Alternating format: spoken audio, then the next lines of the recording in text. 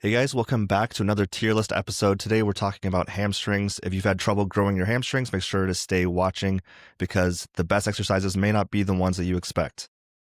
We're back again with IFBB Pro Bikini Athlete, Nicolette. So thank you for being here, Nicolette.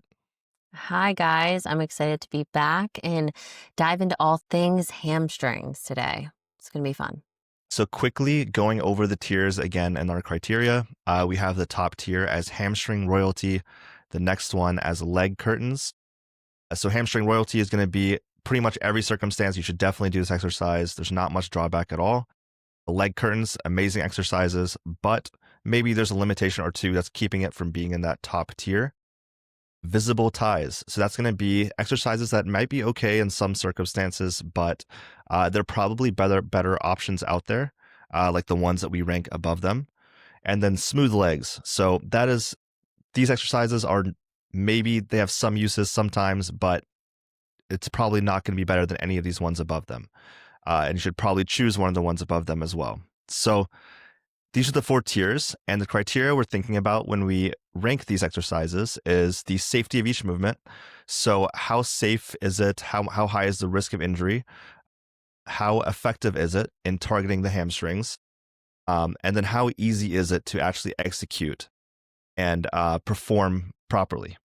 Yeah. So that being said, we will go ahead and start on the left side. So the first one is the lying hamstring curl. So Nicolette, where would you put this and how would you rank it according to each of those criteria? Yes, the lying hamstring curl machine, I would put that one at the very top, hamstring royalty. And for this machine, the lying prone leg curl, it's for me, effectiveness in targeting the muscle, it gets a 10 out of 10. For safety, I would put it in an 8 out of 10, and I'm putting it at an 8 because it is a safe movement. You are supported by that machine, but a lot of the times I do feel that people can engage the lower back by lifting those hips off the pad. So form has to be really dialed in on this one so that you can target just the hamstrings and not use a lot of momentum and have that back come up or whole body move and flex the spine. So that one is safe. It's just comes down to a little bit of form technique on that. Okay, so the ease of execution, where would you rate that one? I would do that. Ease of execution, also an 8 out of 10. It's very easy for a beginner to go in and utilize this machine. It's pretty much done for you. You just have to align your body and the knee pad to the right position. So it's easy to execute, but I would put that in an 8 because, again, of the form. I see a lot of times I'm correcting clients on how they're moving through that movement to really get maximal hamstring engagement. So hamstring curl, the lying variation, top tier hamstring royalty, great exercise to target the hamstrings, but maybe slightly difficult to get the form proper, which is what keeps it at an 8 out of 10 on those areas. So next up, we have the seated variation. I would put that also at hamstring royalty. This movement really, really effectively targets the hamstrings, isolates them completely. Okay. And where would you rank this in those 3 categories? So effectiveness in targeting the muscle, I would put it in a 10 out of 10. Again, these are both knee flexion movements that you absolutely need for isolating the hamstrings and developing them. For safety of the movement, I would give this a 9 out of 10. Absolutely safe. You have that contact point of your back being supported. You have the knees locked in at the top by that top pad. So and then ease of execution, I would give this also a 9 out of 10. Okay. So we would probably put that ahead of the line.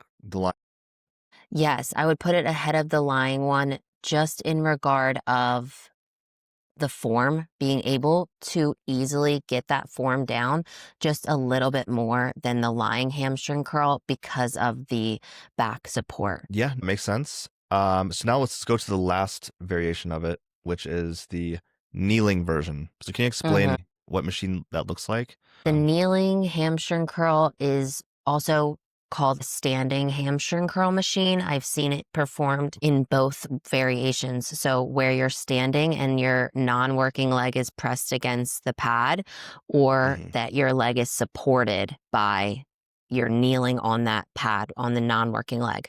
So this machine is actually unilateral only. So you're only working that one leg. So that's Mhm. why I do really love this variation. And it's very effective again for isolating, targeting that hamstring in knee flexion. Oh, so the hamstring curl, the kneeling version. So what tier would you put this in?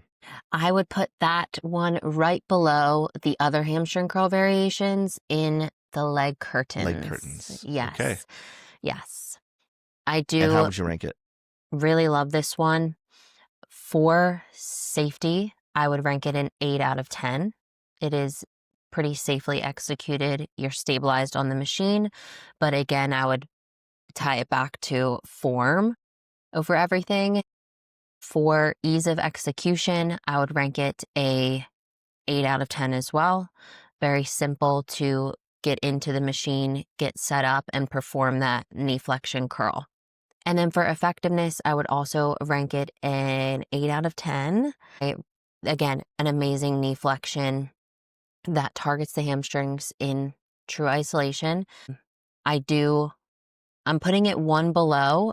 I just think with form, you can get that lower back involved again. You can use a lot of Mhm. momentum.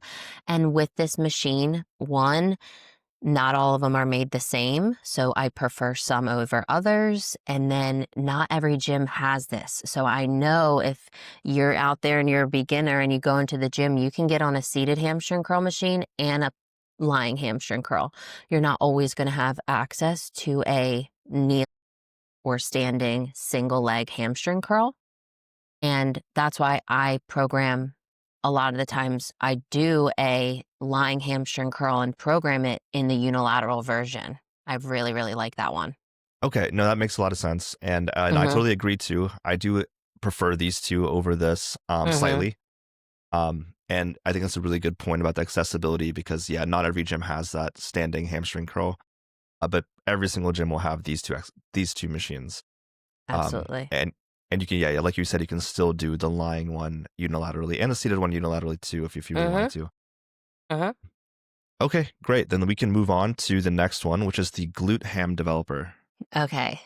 I would put that one in the category of, oh my gosh, this is a tough one. It's really, really effective.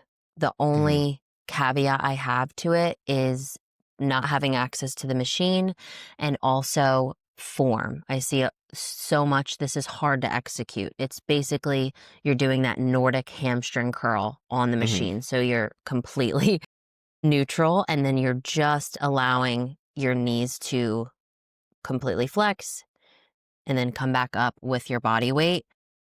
So, what would you say? For effectiveness, what would you put out of 10?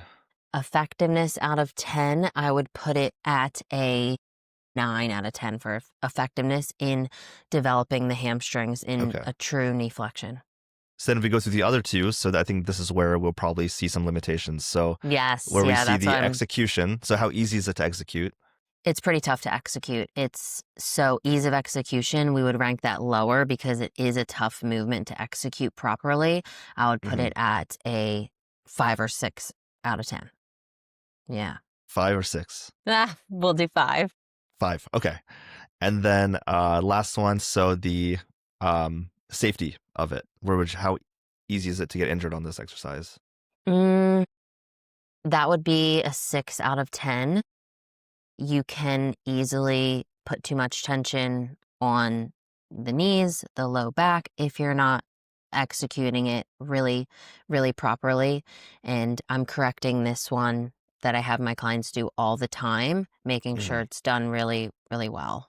Okay. So good exercise effectiveness wise, but definitely some pretty big limitations, especially if it's one that you're noticing with your clients that you have to correct often. So that means it's probably Mm-hmm. not super beginner friendly. Mm-hmm. It's not beginner friendly, yeah. So what tier do we think? I'm gonna put it in visible ties. Okay. Yeah, I think that's a good one to put down. Mm-hmm. Yep. Because for knee flexion, since this is very similar, we could choose a safer movement in regard to those machines that we just talked about that are ranked at the top Hmm. until, we progress and develop in the hamstring strength because you have to be strong to perform this. And then also, getting better at form and execution. Yeah. And have you seen the machines that have this motion, but it's assisted where you put the weights on it, the plates on it, and Yes, it removes as like counterweight? I love it. We have one gym near me has it, and I absolutely love that one because it is supported at your chest and Hmm. plate loaded. So it takes your weight off and you can perform that easier without your total body weight. So I do love that. But again, it's hard to find that machine. So if we were to assume that someone had that machine accessible to them, then where would this exercise be if that was like the exercise that we were rating? That one would be definitely closer to the top because I do think a true Nordic and a true knee flexion is so important. So I Hmm. would I would love that one. There's still limitations on like form because you Yeah, are still moving through that movement without support. It's still, your body and you don't have those contact points like the other machine of your back support being pressed in and stable. So still have to be mindful of being safe in the form. gotcha. Mm-hmm. I do like that machine too. Definitely better than the free weight one, but I still agree that I would choose these three ahead of it. Mm-hmm. Yes. Okay, well next we have a big one, so that's the RDL. RDL, I would put at the very top. Hamstring royalty. Yes. Okay, and where would we rank this one in those three categories? For effectiveness of targeting the hamstrings, 9 out of 10. So you need a hinge pattern for sure to target the hamstrings. And for safety, I would rank it a 7 out of 10 as long as you are performing it properly with the hinge mechanics and not really getting your lower back a lot. Hmm. So just being safe and mindful in the form. And then for ease of execution, also a 7 out of 10. This is another one that I see commonly. I'm correcting and making sure we're doing the hinge properly. It Hmm. takes, this is a hard movement. There's a lot of moving pieces to it. So it takes practice. Like it's a skill to really lift with such good form. So you have to keep at that practicing and wanting to get better at it. Okay, so let me ask you this because I think so. This is like so. Why are we ranking this ahead of the kneeling hamstring curl? If we think that is still a little harder to execute and equally as effective. That's a good question because I'm putting that there because for hamstrings, you want to move in both the ways and direction that the hamstrings are, moving in the body. So we have that knee flexion. So that's going to be facilitated by a curl. And then you Hmm. also want hip extension. So the hamstrings are a mover in hip extension, which means that hinge pattern. So you need both to develop complete hamstrings. If you only do one, you're not getting the most out of what the hamstrings are capable of doing in the body and how they move in functionality of the body and how our muscles are made up. So you need Hmm. knee flexion and you need hip extension. So you can't develop full, complete, rounded, awesome hamstrings without both movement patterns. Gotcha. So you think these are the best movement patterns for that knee extension or knee flexion pattern, and Yes, the RDL is probably at the top for the hip extension. exactly. Okay, perfect. So then we have another big compound lift, which is like the machine squat or hack squat. So where do Should we we rank this do one? should we do the stiff leg deadlift and explain the difference? Sure. Yeah, let's do that. Because So straight leg deadlift next. The RDL and the straight leg deadlift are very similar, and a lot Hmm. of people don't recognize the difference between the two. So it's a very small difference, but it can make an impact on the execution and what you're targeting a little bit more of. Okay, so what So is the difference exactly? so straight leg deadlift, it can be called straight leg deadlift, stiff leg deadlift. With that, you're going to have less bend in your knee. So less knee flexion entirely. Through the entire movement, they're not bending. And when you start the movement, they're not going to have much flexion in them at all. So not completely locked out, but you're going to only have a very soft bend in that knee. And you don't want to add any flexion on the eccentric. You want to just go with a hinge. So in that regard, it's going to lengthen the hamstrings a bit more. So that one, it was my preference for a little bit more hamstring development and lengthening. And then with Hmm. the RDL, you are going to typically bias the glutes a bit more in the RDL. So that knee flexion, you're not flexing on the way down, but they do have a little bit more of a bend to them than a stiff leg. Okay, so So I would put I that guess we'll go into in ranking this. Yeah. hamstring royalty. Yes. Okay. And then how does it compare in those three categories to the RDL? So the effectiveness. Effectiveness, I would say it's right up. It's 9 out of 10, 10 out of 10. Okay. 10 out of 10 is So, great, but it's also just as difficult. So, effectiveness in targeting the hamstrings, that's 10 out of 10.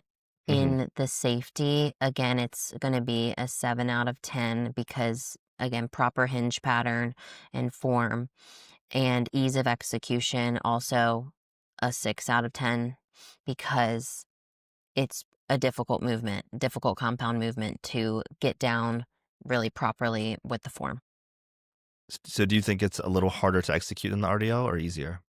If you can execute one, you can execute the other because if you have the hinge pattern down, they're Mhm. both a true hinge pattern. And the only difference would be how much knee flexion you Knee have. flexion. Gotcha. Mm-hmm. Okay. But I do think it is a little bit better in we're talking solely hamstring targeting. It will bump over the RDL if we're talking Okay. solely hamstring. And again, RDL, you're going to bias a little bit more glute max than the Mhm. stiff leg. Gotcha. Okay. Well, then next up we have um the machine squat. So hack squat. Okay. Yeah, there's a lot of different machine squat variations that I love and utilize for hamstrings and full leg development. I would put that one in leg curtains. Yeah. Okay, so how would we rank this in those areas then? Effectiveness in targeting the hamstrings, 8 out of 10. It also depends. I'm only putting it below the hamstring royalty because it depends on what machine you're utilizing and Mhm. form, right? So it's an absolutely great movement for targeting hamstrings. Knee flexion you have there, and you have hip extension. So you're getting both. And safety, very safe, obviously, depending on the machine and your form. I would rank that an 8 out of 10. And ease of execution, it would also be an 8 out of 10. Okay, so what exactly are we looking for? For you said it kind of depends on the machine and form. So like what kind of machine are we trying to look for that would be good for the best for hamstrings? And is there a way we have to perform this exercise to target hamstrings more? So with a squat, you're going to bias all the muscles in your leg. There's no way you can completely take away Hmm. anything in regard of quad involvement in glute. You are just also getting the hamstring involvement too because of, again, like I said, how the hamstrings move, biasing them in knee flexion and hip extension. So I like many squat variations for this. A reverse hack is great because you get both knee flexion and hip extension. And there are some other isolated machine squats where I don't know if you've seen the one where it's your back is supported and it's like almost like the platform is elevated and angled up slightly. Yeah. Hmm. You know which one I'm talking about? So it's like Yeah, your I back. do. Yeah, I really like that one as well. I can't think of like the exact name because at my gym we have so many squat Yeah. machines, but it is really great. It's really great because you can load it and be safe with that back support. So I do love that one. Okay. So we said it was pretty much an 8 out of 10 across the board, right? For all of them. Mhm. Mhm. Okay. So next up we have the leg press then. Okay. Leg press. There's many variations of a leg press, and all are going to be good with targeting the hamstring because very similar to a squat, you're going to get both knee flexion, hip extension. I would put that one alongside the machine squat. You need these, but again, you're going to bias the quad and glute, which is not bad, but we're Hmm. talking hamstrings, like complete hamstrings in this. Okay. So where would we rank this in those three categories? Effectiveness in targeting the hamstrings, 8 out of 10. Ease of execution, it's very easy to execute this. I Mhm. would rank it a 9 out of 10. And safety, it's also very safe. I would give that a 9 out of 10 as well. So the reason that's holding it back from this category is because it also has a heavy bias in the glutes and quads. Yeah, just keeping it. I mean, it's absolutely amazing for developing hamstrings, and you Hmm. can incorporate this and should with these squat pattern and leg press, like we talked about. But if we're going for only hamstring, complete isolation, and you're thinking about a sole hamstring day, I would choose the top row first. Gotcha. Hmm. So if you are someone that has a split where you're separating quads and hamstrings, then you should probably try and avoid biasing them on hamstring day. So is that what you're saying? Yeah, yeah. This could be, it depends on what your breakdown of volume for the week is and Hmm. also what you're aiming to grow, right? So, like, if Right. you need more volume to your quads, then incorporate a leg press, right? But also how you're structuring your lifts for the week and in how many leg days you have so that you can optimally recover. So, those factors all come into play when you're choosing the selection of exercises for volume across the week. Right. Okay. And yeah, so if you're watching this, if you have an exclusive hamstring day, that means you probably also have an exclusive quad day. You probably don't Mm-hmm. only have a hamstring day. Um, so yeah, if I guess these machines or these exercises could be performed for either one. So it depends Mm-hmm. what you need more volume on. Okay. So now we have a leg press, but the vertical leg press. So the other one is more the conventional 45-degree angle. So this is like a vertical where the pad's like above you or very much higher than the other one. Yes. For the leg press, going back into the 45-degree, I can put up a video of, have you seen the Rogers press? What does it look like? So your seat has many options. You can dial it forward or leaned back, and then the press, it's in unilateral, like it moves unilaterally, and it's almost similar to like a pendulum. So the plate is completely vertical, but when you press up and come back, it's almost similar to a pendulum. Oh yeah, actually yes, yeah, we do have that here. Yeah, it's super awesome. I actually like prefer that one over Hmm. the 45-degree leg press, and especially for the customization of where your foot is placed and if you want to target more hamstrings, I really really love that one. But not everybody has access to that Right. And can we specific go back to that for a machine. second? So, yeah. So you said where you place your feet to target hamstrings more. So can you elaborate on that? Yeah, so with targeting hamstring to get a bit more hip extension and lengthen the hamstrings a little bit more, I would place my foot just a little bit higher on the plate and then keeping it in line with my knee, so still at that 90 degree. And then if you're going, for more knee flexion, you'd bring that down and you can target a bit more quad that way. Okay. Perfect. So Uh, now that we're talking about the vertical leg press, where would you have that one? do you like that movement? It feels a bit awkward to me. Yeah, I don't really like that one. I don't find myself ever utilizing it or programming it. I think there are much more safer options and there are Mhm. much more effective options.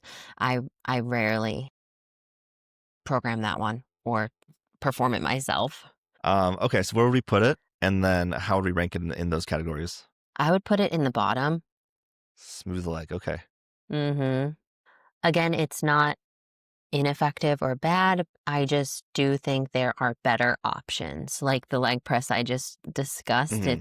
I'm gonna superior and I'm gonna choose that one every time over the vertical leg press. I think there's a more of a risk of injury with the vertical leg press as well because you are completely prone, like you're completely lying on your back.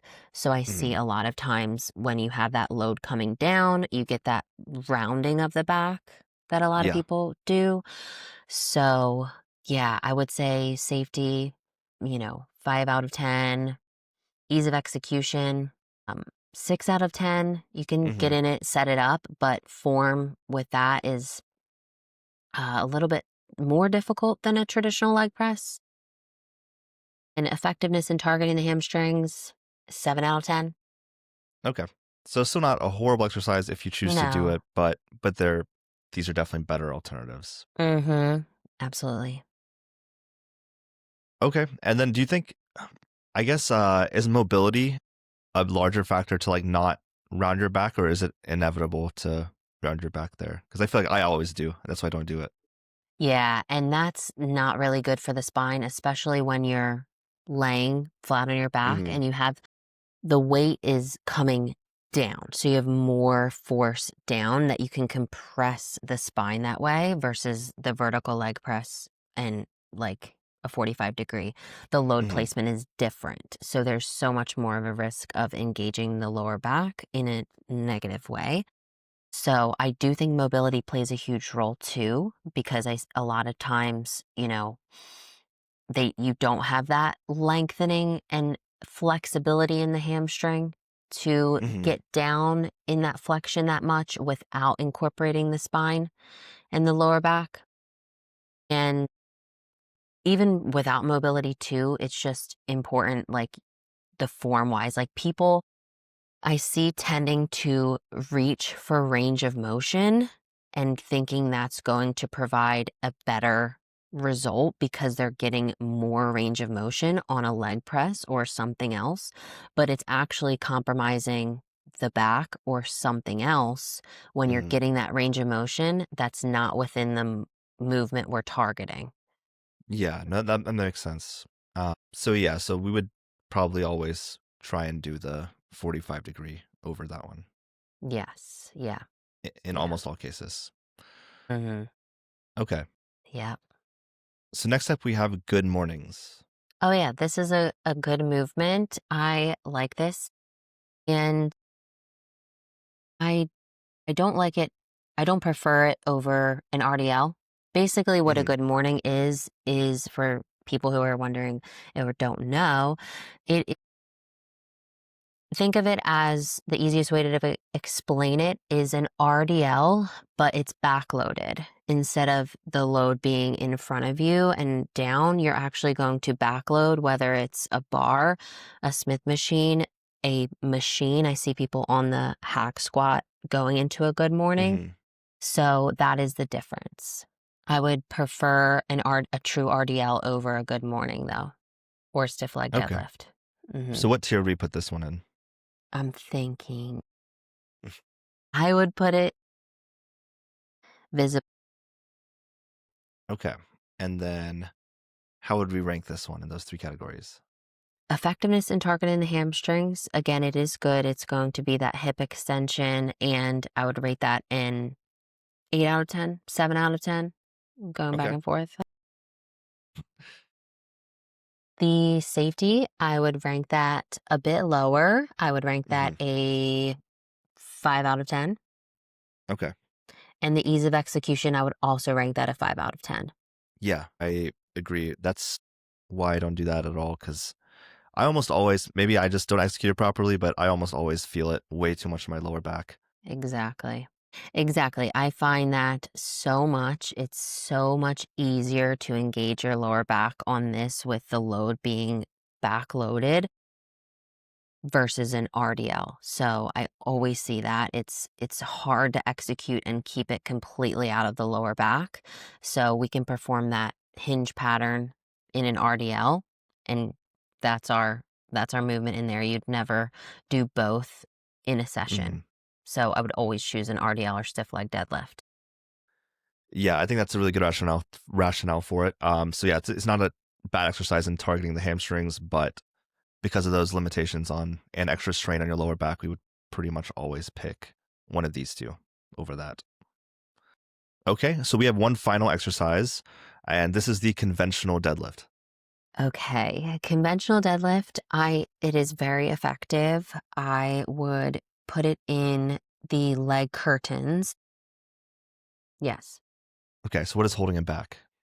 So the conventional deadlift, again, higher risk of injury. I can't tell you how many times I have had clients, athletes come to me that have, like, previously before working with me and Mm-hmm. focusing so much on form, that have maybe injured themselves or pushed a little bit too hard in this movement that caused some negative responses in lower back injury.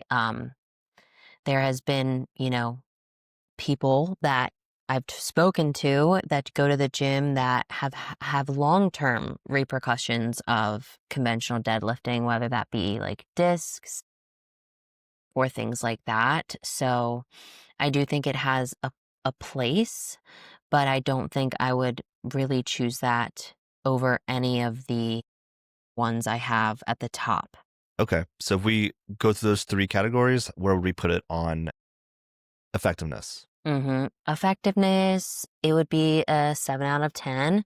Conventional deadlift, you Mm-hmm. are definitely targeting the hamstrings. You have knee flexion in the conventional deadlift, so it's not going to be a true only solely hinge like an RDL or stiff leg deadlift. Okay, So and that's why I put it a bit under the stiff leg deadlift and RDL. okay, and then if we look at the safety, where would we put that? I would put it at a 4 out of 10. It depends on your form. Again, everything Mm-hmm. depends on your form. And if we are lifting for intention and for targeting the muscles and lifting true form, and you're really focused, or you're just going for weight and overall progression in strength, that's where I see more falter in that Mm-hmm. safety. And then if we look at the ease of execution, where would we put that? How hard is it to Also a get that 4 form? 4 out of 10, 4 out of 10, or Yeah. even lower. Yeah. Yeah. So yeah, so it has like the benefits like an RDL where it has both the patterns you're saying that are important for hamstrings, Mhm. but because it's so difficult to perform properly, it has a high risk of injury if you don't perform it properly. That's probably what's holding it back a little bit, right? Absolutely, yes. Okay, so now let's do a quick summary of what separates this tier from this tier, this tier from this tier. So like, is this group of exercises at the top? Why is this group of exercises second, third, and fourth, and so forth? Yeah, so with training the hamstrings, you need both movement patterns like I talked about. You want to have a hinge pattern, which moving in hip extension, that's where the hamstrings are involved in both hip extension, which is going to come from your RDL and stiff leg deadlift. And then you are going to need knee flexion to develop them as well, which is coming from the machines, the isolated seated hamstring curl and the lying hamstring curl. So those are both my favorite, most effective for targeting and developing the hamstrings, and they are fairly easy to execute and safe to perform. Awesome. So yeah, so these exercises target the hamstrings very well and are also very safe and easy to perform. Mm-hmm. And then we go to the ones in the leg curtains. So these are all also target the hamstrings well. So what is holding these back from these? So some for different reasons. I would say some, the ease of execution is a bit more difficult. Like we just talked about the Mm, conventional deadlift, the safety and execution, the kneeling hamstring curl. Execution wise, we just would prefer the seated or lying and the accessibility to that machine. And then the squat and leg press are great for hamstring like involvement, and execution is great. They are just going to involve more quad and glute, more quad than the top tier.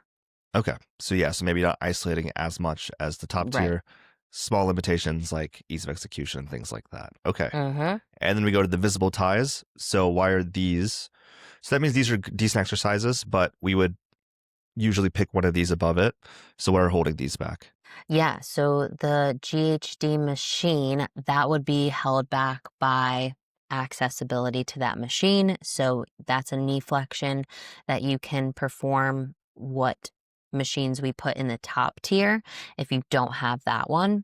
And then also it's that safety and ease of execution because it is hard to get that form really, really optimal.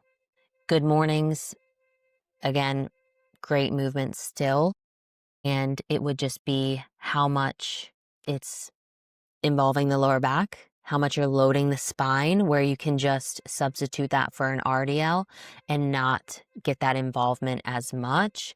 So that's why I would put it below. Okay. And this last one, we have one in the smooth leg tier, the vertical leg press. So we were saying that this one should probably almost never be done because you always choose one of these above it. So why is that? Hmm. Yeah, the vertical leg press, we would absolutely choose just a other leg press machine, whether that be the Rogers press or 45-degree leg press because of the safety. Um, Execution, so not everybody has the mobility and the form and technique to really only isolate what you're trying to involve the legs and not the lower back. So we really want to protect that lower back, and this one doesn't put it in the best spot to do so. Okay. And that wraps up our list for, is everything ranked according to where it should be within the tiers? Yeah, actually, we did well. The top tier, Hmm. we would like, you know, that one's hard because you need both. Like I said, you Right. need hip extension and knee flexion. So I And wouldn't these two are the rank knee RD. flexion.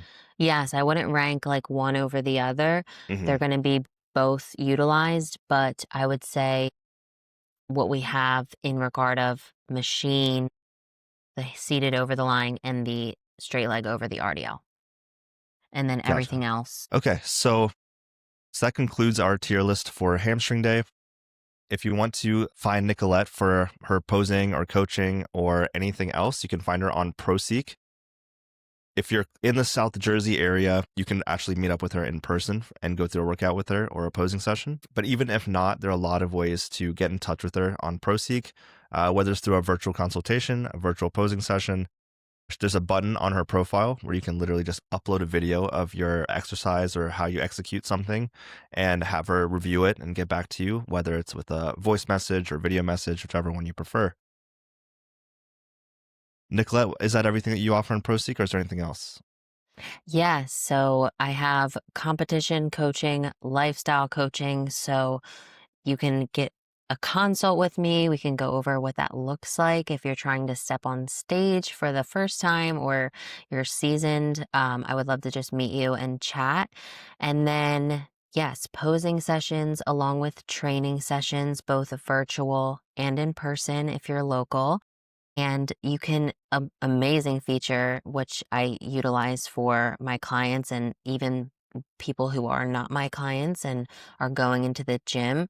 I'm super huge on form. I probably said that a million times in this video, but it really makes a big difference in how you're executing the movements. So Proseek provides such an amazing opportunity where you can submit your training video. I can go over and talk you through what you should do to better target and bias what you're aiming to, or reviewing your split and volume through the week, whatever it may be that you need a little bit more help in. I can provide that feedback for you through there. Yeah, and if you can't tell from these tier lists, Nicolette is super knowledgeable with how to execute these exercises. So if you have any questions about how you're doing something, just it's so worth it just to send in a video and have her review it and get back to you. So if you can correct it, one time, it could change your whole trajectory of how you're progressing through a whole year or for the rest of your life. Oh yeah, Um, absolutely. so one other thing in Proseek is we have like a live Q&A feature. So you can have access to Nicolette and all the other IFBB pros on the platform. We have over 70. So you can go in there, post whatever questions you have, whether it is in regard to training or diet or posing or anything in regard to bodybuilding and fitness.